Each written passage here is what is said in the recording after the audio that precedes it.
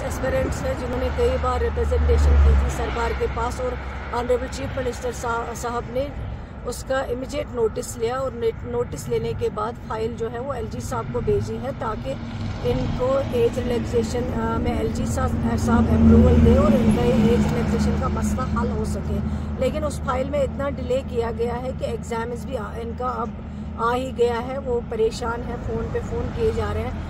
अब chief minister साहब ने पब्लिक सर्विस कमीशन को चिट्ठी लिखी है कि इनके एग्ज़ाम जो है वो पोस्टपोन किए जाए ताकि एयर ट्रैफिक भी इतना डिस्टर्ब है, वो केएस एस्पिरेंट्स जो है नहीं आ सकते एग्ज़ाम के लिए, और फाइल का जो डिले हुआ है जिसकी वजह से वो लोग इंतज़ार कर रहे थे उसकी वजह से भी परेशान है। तो ऑनरेबल चीफ मिनिस्टर साहब ने पब्लिक सर्विस कमीशन को चिट्ठी लिखी है कि इनके एग्ज़ाम्स को जल्द से जल्द पोस्टपोन किया जाए ताकि ये आगे जाके अपने एग्ज़ाम्स की तैयारी की है। और जिस फाइल को इतना ज़्यादा डिले किया गया है, अब पता चला है कि फाइल जो है उसमें कोई क्वेरी डाली है। शुक्रिया।